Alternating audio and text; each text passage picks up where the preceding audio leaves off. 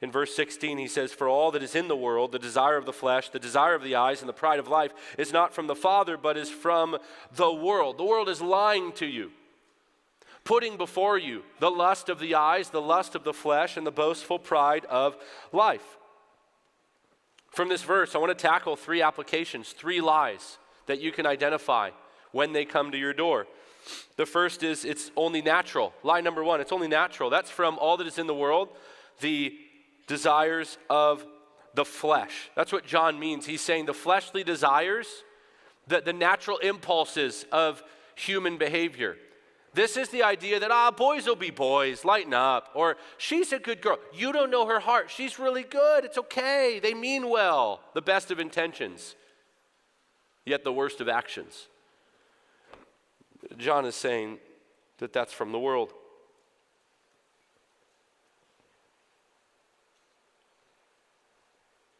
It's not only natural, it's naturally sinful. It's from the old nature. So a believer never makes the excuse, well, it's only natural. It's just my flesh. You know the way we talk about sin sometimes in Christian circles? What do we say? It's another S word, struggle. It's my struggle. Some of you need to get honest and look in the mirror. It's a struggle ongoing habitually. You're not really sorry for it. You're not broken about it.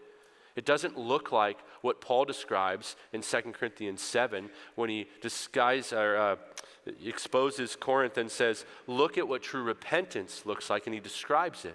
Sorrow, zeal, a brokenness, an indignation. They want to clear their name. They want righteousness. That's what a true believer looks like. Not, well, it's only natural. I can't deal with it. I'm just struggling.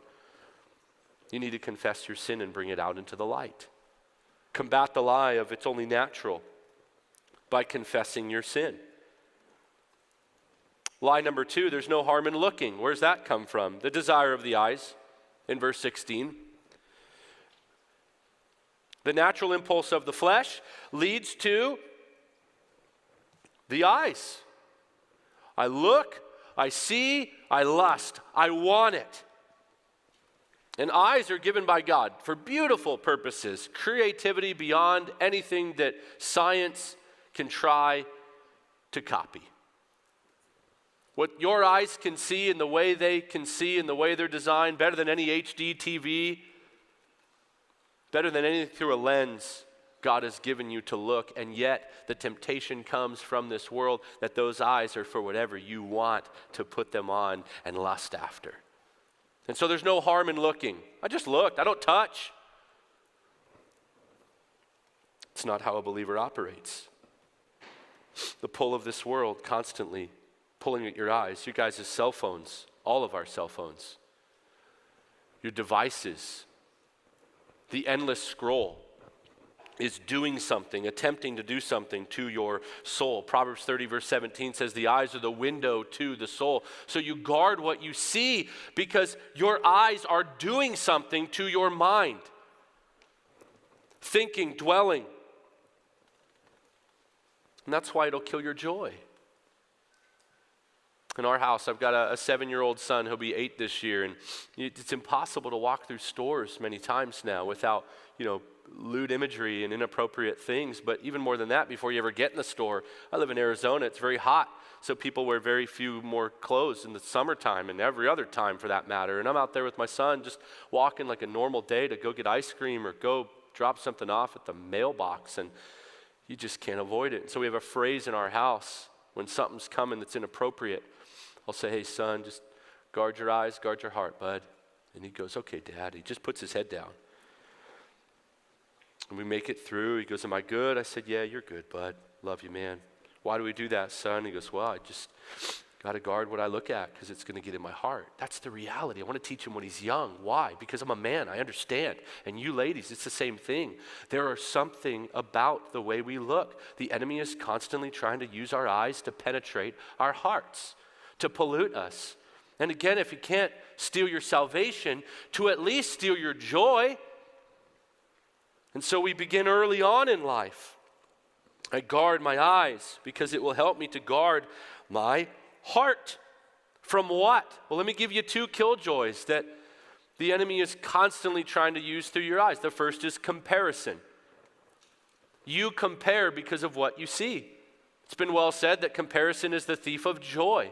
Why? Because you look, she's prettier, he's fitter, she's cooler, they're richer, he's better, on and on. That's why right now in our world, junior high girls' suicide rates are through the roof. It started with the isolation of COVID. It's kept on going. Why? Well, because social media. You have no more actual social interaction happening when you isolate people. So they sit on their little demonic 4.5-inch joy killer, scrolling.